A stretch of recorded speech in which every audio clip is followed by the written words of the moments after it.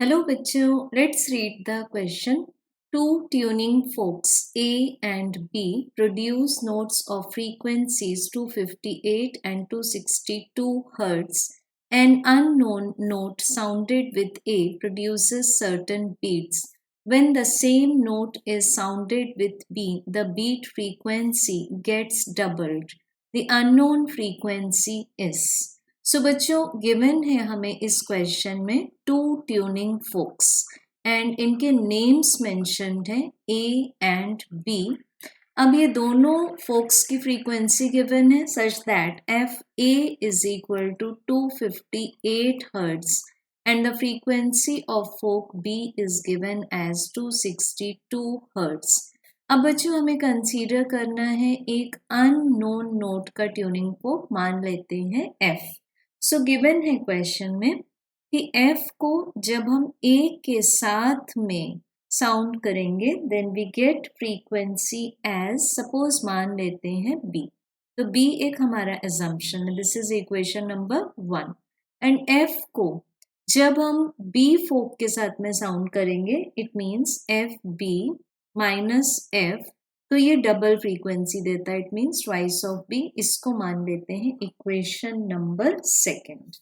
अब बच्चों बेसिकली अगर हम बीट्स का फिनोमेना देखें तो बीट्स मीन्स क्या है, this is the occurrence of two waves of nearly different frequencies, और इसके थ्रू हमें क्या मिल जाएगा, एक पीरियोडिक वेरिएशन मिल जाएगा।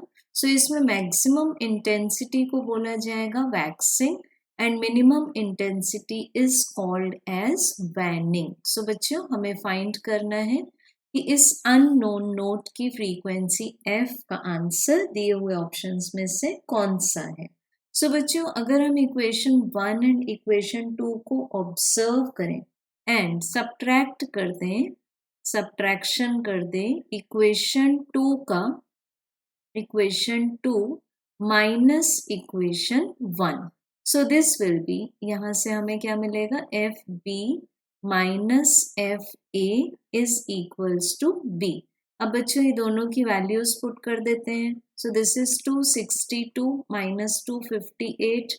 तो अब आपको समझ में आया होगा why we have taken F B first and region 2 minus 1 क्यों किया है। सो बी की वैल्यू मिल जाती है हमें 4 हर्ट्ज। ठीक, ये हमें आंसर ऑब्टेन हो गया। अब बच्चों हम यूज कर सकते हैं इक्वेशन नंबर 1।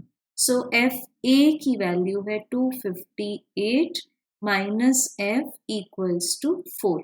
सो यहाँ से हमें एफ का आंसर मिल जाएगा 254 हर्ट्ज। तो इसको चेक करें, अगर इक्वेशन 2 से ये भी करेक्ट हो जाता है। सो हमारे पास करेक्ट आंसर है ऑप्शन नंबर 3। Thank you.